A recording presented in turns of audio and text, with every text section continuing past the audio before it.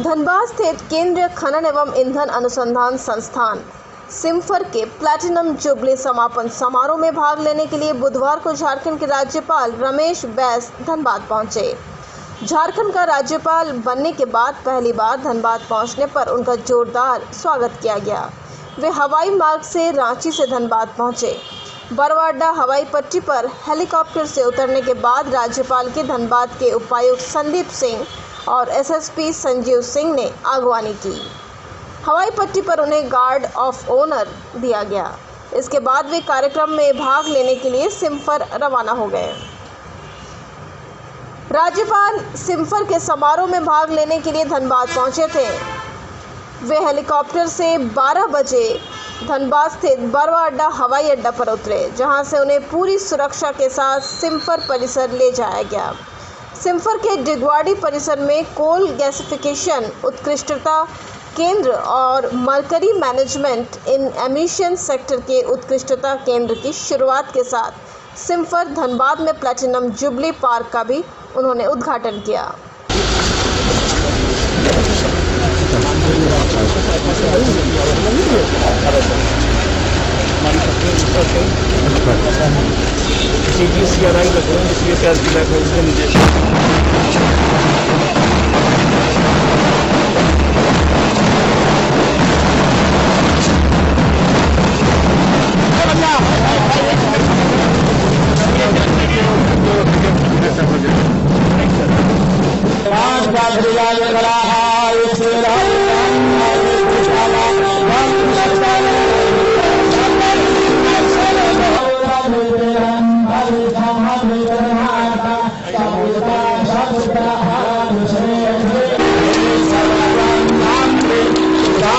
राज्यपाल बैस यहां संबोधन के साथ सिम्फर की ओर से चेन्नई में विकसित तरल अपशिष्ट पदार्थों से पोटैश निष्कासन के पायलट संयंत्र का भी उन्होंने वीडियो कॉन्फ्रेंसिंग के जरिए उद्घाटन किया।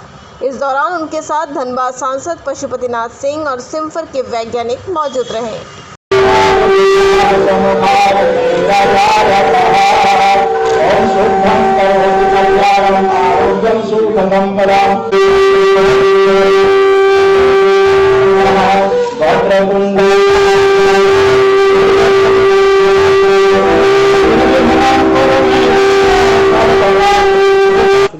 केंद्रीय खनन एवं ईंधन अनुसंधान संस्थान के प्लैटिनम जुबली समापन समारोह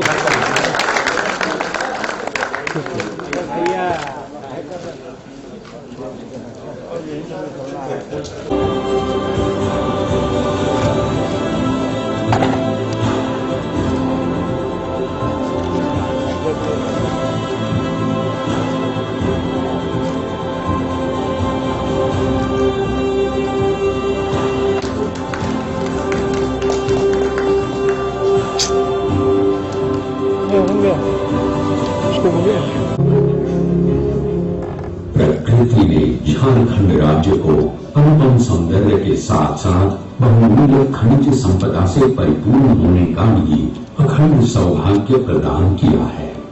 इन खनिज संपदाओं के समुचित उपयोग हेतु तत्कालीन प्रमुख दूरदर्शी विचारकों ने झारखंड स्थित धनबाद में 2 CSIR संस्थानों को स्थापित करने का निर्णय लिया।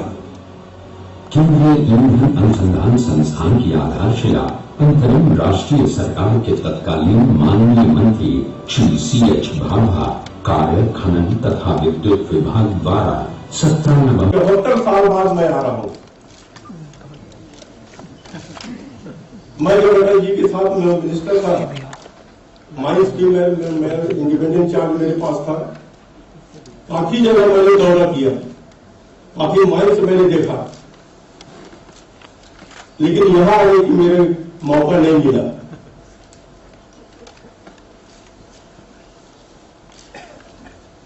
और यहाँ एक बात मुझे लगता है कि हम लोग बच्चों से हम लोग एक मुहावरा पूछते थे, अकल बड़ी की भैंस। और आज ऐसे बुद्धिमान लोगों के बीच में मैं अपने आप को पाकर प्रसन्नता महसूस कर रहा हूं। अभी प्रेजेंटेशन में भी काफी दिखाया गया, साथों जी ने भी काफी विषयों पर प्रकाश डाला कि कोयले के हमारे पास भरपूर भंडार होने के बाद भी कोयले के शॉर्टेज हो रहे हैं, हमको इंपोर्ट करना पड़ता है। यहाँ के कोयले में हेस कंटेंट ज्यादा होता है, फॉरेन के कोयले में हेस कंटेंट कम होता है। ये जो विषय CSIR संस्था में इतने वैज्ञानिक हमारे काम कर रहे हैं, इतने तकनीक उच्च कोटि की आधुनिक तकनीक ला रहे हैं और विदेशों में भी यहाँ के तकनीक का ज्ञान हम विदेशों में भी दे रहे हैं। इसके लिए मैं सारे यहाँ के वैज्ञानिकों का, अधिकारियों का मैं धन्यवाद देता हूँ, बधाई देता हूँ कि समय के अनुसार, समय की मांग को देखते हुए हम और क्या यहाँ पर आविष्कार कर सकते हैं, क्या अच्छी चीज बना सकते हैं।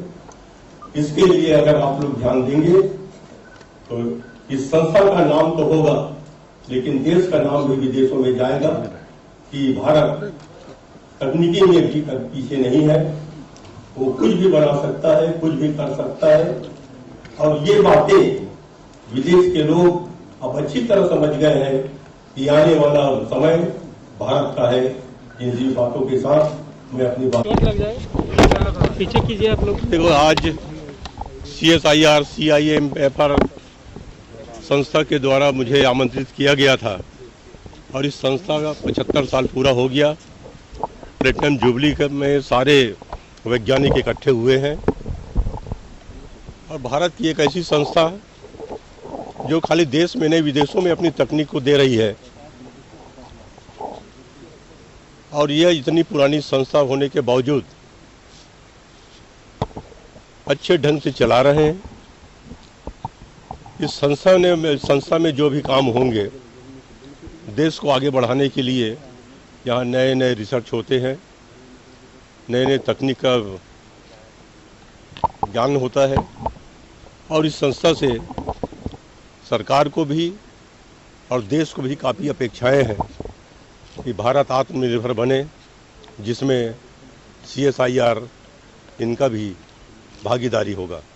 धन्यवाद।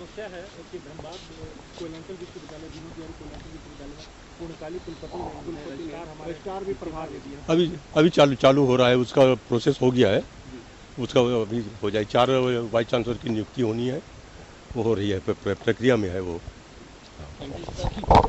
ये हमारे लिए और हमारे सिम्फर परिवार के लिए गौरव का क्षण है कि 75वां वर्ष हम पूरा किए और इस शुभ अवसर पर झारखंड के माननीय राज्यपाल माननीय रमेश बैस जी पधारे, नीति आयोग के सदस्य डॉक्टर VK सारस्वत, हमारे अनुसंधान परिषद के सदस्य और अध्यक्ष सारे लोग उपस्थित थे।